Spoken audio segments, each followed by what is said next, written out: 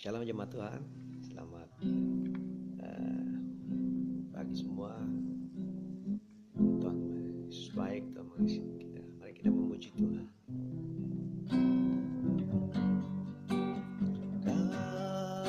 Ku sembah,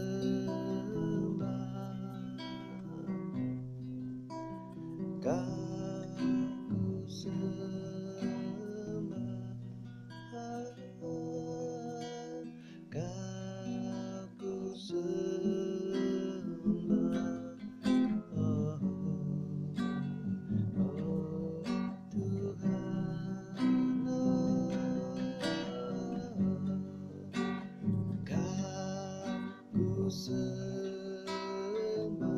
Oh, oh Tuhan, ku sembah, ku sembah,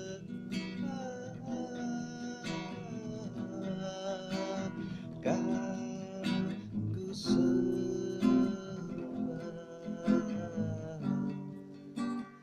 Oh Yesus, Shalom semua. Rekan-rekan yang luar biasa di dalam Tuhan kita Yesus Kristus. Kita bersyukur untuk keadaan, situasi, kondisi yang ada sekarang. Ya, kita melewati. Saya percaya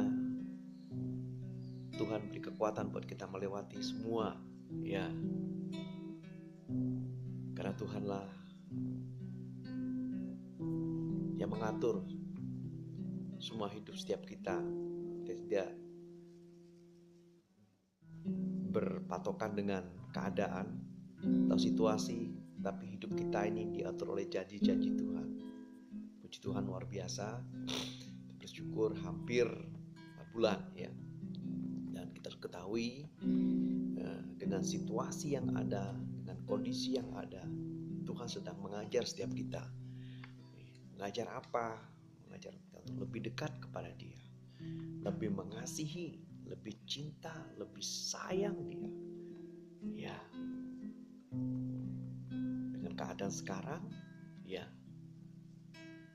kita harus mengerti, kita semua harus tahu, ya, kita tidak lagi menebak-nebak apa yang mesti saya lakukan, apa mesti yang saya jalankan.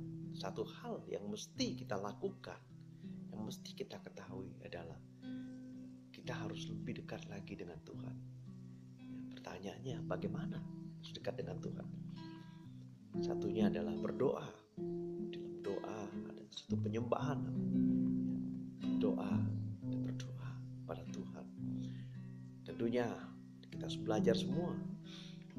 Dalam doa kita harus berdoa terus sampai ya kita bisa berdoa. Berdoalah sampai kita bisa berdoa. Ya, maksudnya apa?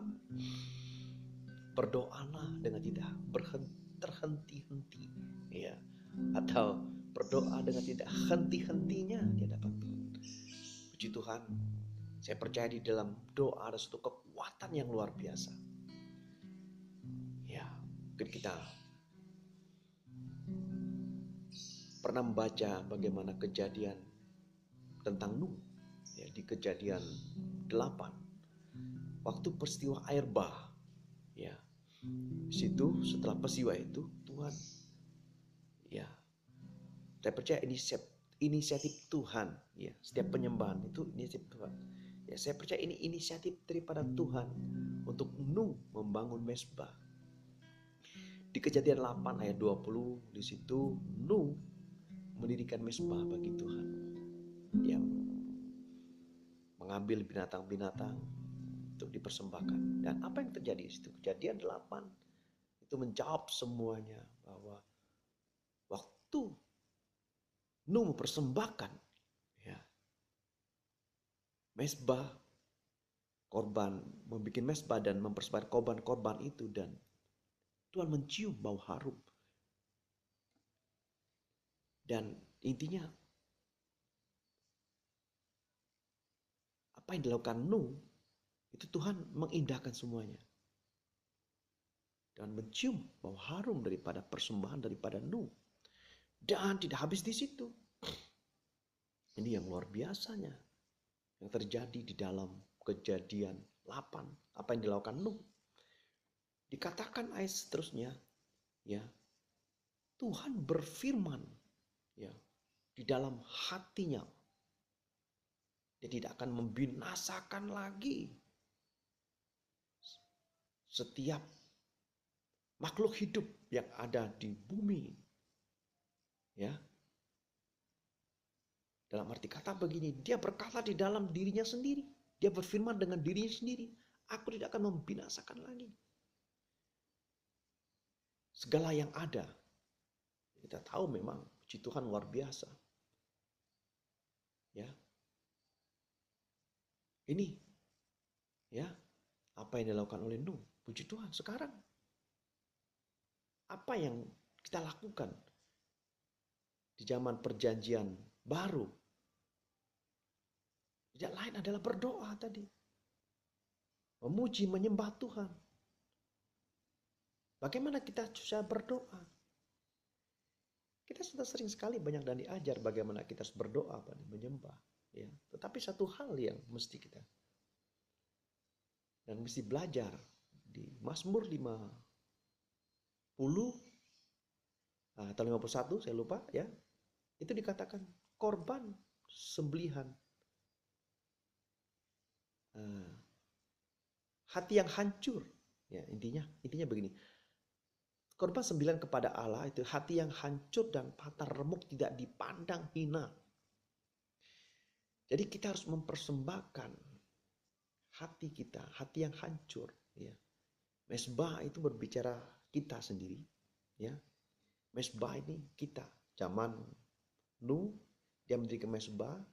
Mungkin kita tahu bahwa mesbah Nuh itu, ya, nanti kita belajar di situ. Saya juga mau belajar lebih lagi.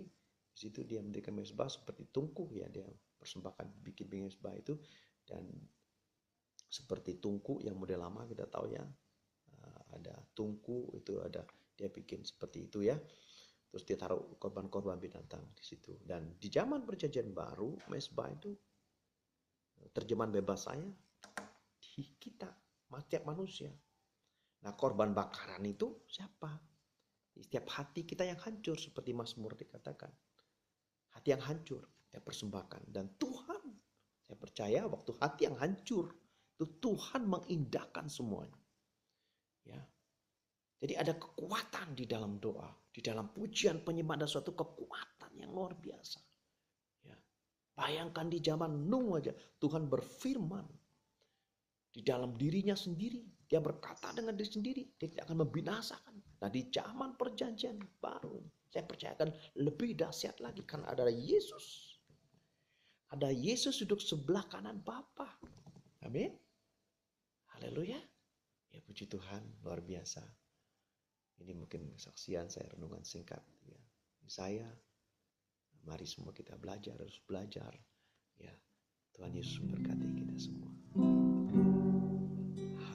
Haleluya, haleluya, bagi anak domba. Haleluya, haleluya, darahnya menyucikan setiap lidah, suku, bangsa, setiap makhluk dan pulau. Berikan glory, berikan hormat, beri pujian bagi anak domba. God bless you all. Tuhan Yesus memberkati.